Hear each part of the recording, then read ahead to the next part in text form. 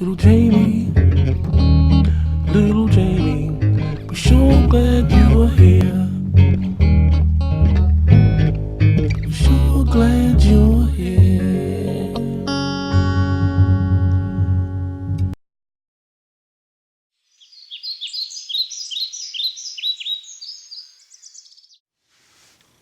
Hi guys, welcome back to my channel. I hope you're having a wonderful day. I am having a marvelous day. It is no secret that the holiday season is my favorite time of year of all. Not just because of the fact that there are so many wonderful celebrations and you get to see family and friends that you haven't seen in a long time, but because all of those celebrations are surrounded around food, and I absolutely love to eat. The only thing is that now that I'm married and have my own house, all of the events seem to be at my house, which means I'm the one doing all the cooking.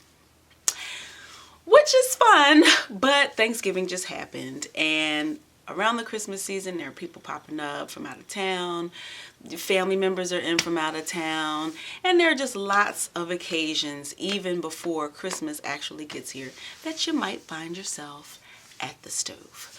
So today I thought I would share with you one of my favorite recipes. It's a Zuppa Toscana soup that I love.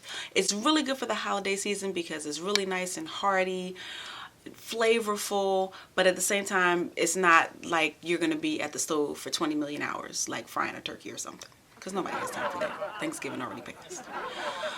So this is a soup that you'll enjoy, your family will enjoy. It's very low maintenance, but it's still enjoyable and delicious, and you'll have enough time to make that, spruce up, and enjoy it with the rest of everybody else, whether it be on a couple of the weekends before the holiday gets here, or whether it's the weekend after the holiday, or even you want to add it into your holiday dinner. It's a great addition. I think they serve it in Olive Garden, but I do kind of a little twist to mine. In addition to all of the ingredients that you'll see on the video, I add a little bit of curry to mine and a little bit of turmeric. By a little bit, I would say like maybe a half teaspoon, and about a tablespoon of agave or honey, pure raw honey.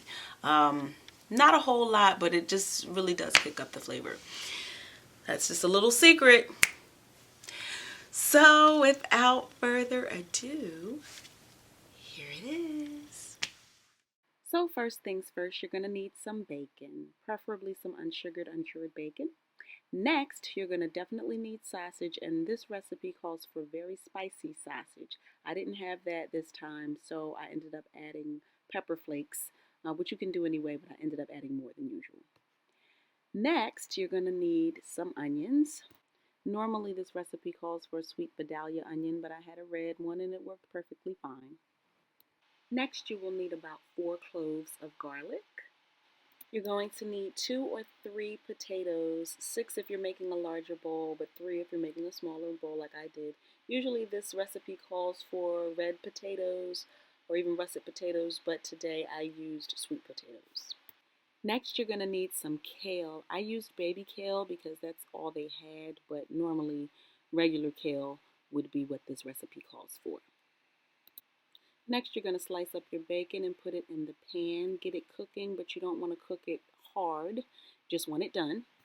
And you're going to want to give it a couple of good stirs to make sure it doesn't overcook. Next, you're going to just remove the cooked bacon from the pan and set it to the side. Next, I poured out most of the grease from the bacon, but I used a little film of it to cook the onion and garlic. And you see here, I'm just continuing to stir and stir and stir until it gets fragrant. Now you're going to want to pour your sausage in with your onions and garlic and season them with some pepper flakes if you like. Now you're going to want to take some chicken broth and pour it over the mixture until you've covered it. Most recipes say that this calls for about a quart of chicken broth. Then add a little bit of water to it to thin it out a little. And you want to give that a good boil. Now it's time to add your potatoes. As you can see, I ended up adding a little bit of red potatoes, and you give that a boil and stir it up. It shouldn't take too long if you've cut the potatoes small like I have.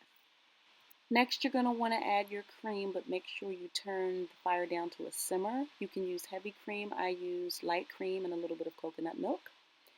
Then you're going to add your kale lastly and give it a good stir. Let it simmer until the kale wilts. And finally, you'll have a delicious soup that your whole family will enjoy.